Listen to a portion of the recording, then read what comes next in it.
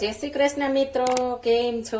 મજામાં ને? આજે આપણે એકદમ સરસ અને શરીરમાં હેલ્થી એવું આપણે બીલાનું અથાણું બનાવીશું.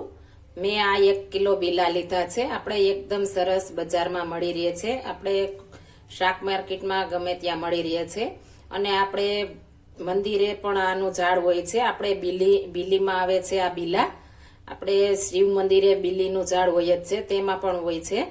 અને આપણે બજારે પણ મળી રહે છે. તો હું 1 કિલો આ બીલી લઈ આવી છું.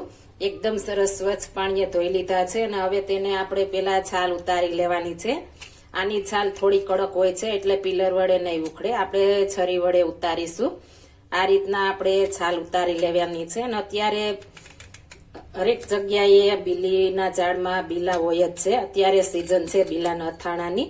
અને આમાં કોઈ પણ મસાલો કે આવતો નથી, તો આનું અથાણું પણ એટલું મસ્ત બને છે. અને આપણે ઠંડક પણ શરીરમાં આપે છે.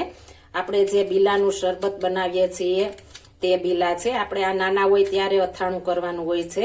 આ રીતના આપણે એકદમ સરસ છાલ ઉતાર લેવાની છે. મેં થોડા મોટા લીધા છે. સોપારીથી મોટા મોટા હોય તો તેને આપણે છાલ ઉતારવાની જરૂર નથી પડતી, તો તેની છાલ નરમ હોય છે. આ મોટા છે એટલે કડક છે, એટલે આપણે છાલ ઉતારી લેશું. આ રીતના બધા બીલાની છાલ ઉતારી લેવાની છે. આપણે બધી છાલ ઉતરી ગઈ છે.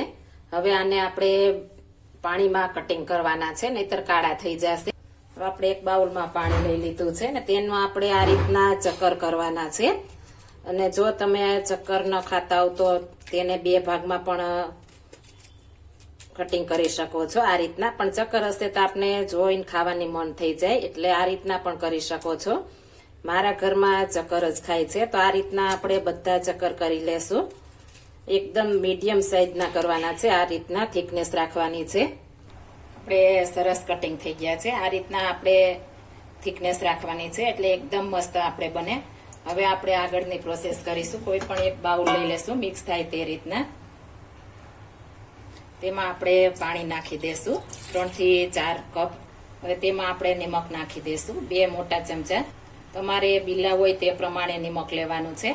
અડધો ચમચો હળદર પાવડર નાખી દેશું. કેરીનું ખાટું પાણી નાખી દેશું. જો તમારી પાસે કેરીનું ખાટું પાણી ન હોય તો તમે લીંબુ પણ નાખી શકો છો. આપણે અથાણું કર્યું હોય ને તેનું પાણી હોય તે કેરીનું પાણી નાખીશું તો મસ્ત બનશે. અને ન હોય તો કોઈ વાંધો નહીં, આ તમે લીંબુ પાણી પણ નાખી શકો છો. આપણે પેલા એકદમ સરસ નિમક આ રીતના ઓગાળી લેવાનું છે. આપણે ખટાશ હશે તેમ સરસ થશે. અને આપણે આ આથિયા પછી આપણે 15 થી 20 દિવસમાં ખાઈ શકીએ છીએ. આમાં આપણે કોઈ પણ મસાલો કે તેલ કઈ વસ્તુ નથી આવતી. અને આપણે શરીરમાં પણ એટલું હેલ્થી છે. આપણે ઘણા બધા વિટામિન્સ આમાં મળી રહે છે. અને ફાયદા પણ આપણે જાજા કરે છે. આપણે પહેલાના માણસો આ રીતના જ પાણીવાળા અથાણા જ ખાતા, એટલે તે હેલ્થી રહેતા. આ રીતના આપણે નિમક ગળી જાય ત્યાં સુધી હલાવીશું. આપણે સરસ નિમક ગળી ગયું છે. હવે તેમાં આપણે જે બીલા કટિંગ કર્યા છે તે પાણી નિતારીને નાખી દેશું. પાણી નિતારી નાખવાનું છે, પાણી નથી નાખવાનું. આ રીતના પાણી નિતારીને નાખી દેશું.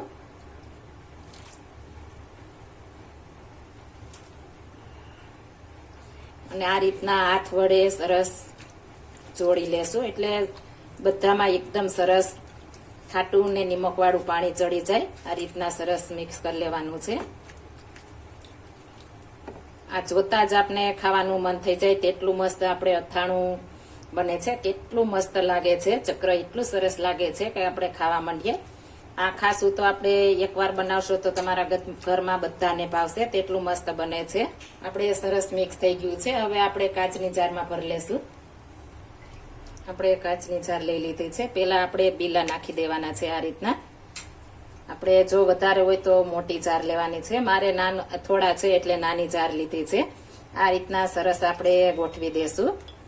આ રીતના પેલા પાણીમાં ફરજિયાત મિક્સ કરવાના છે, તો જ આપણું અથાણું આવું આવું રહેશે. અને ઉપર ફૂગ પણ નહીં ચડે અને પોચું પણ નહીં બને. એટલું મસ્ત આપણે આ રહેશે. અને ખાવાની તો વાત જ પૂછોમાં, તેટલું મસ્ત બને છે. આનું અથાણું આપણે ગળ્યું પણ મુરબો બની શકે છે. જો તમારે આનો મુરબો શીખવો હોય તો મને કોમેન્ટ કરી જણાવજો, તો હું તમને બનાવીને બતાવીશ. આ રીતના આપણે સરસ ગોઠવાઈ ગયા છે. આ રીતના પ્રેશર કરીને આપણે ગોઠવી દેવાના છે. ત્યારબાદ આપણે જે ખાટું પાણી છે તે તેમાં નાખી દેશું. એકદમ ડૂબડૂબા રહેવા દેવાના છે.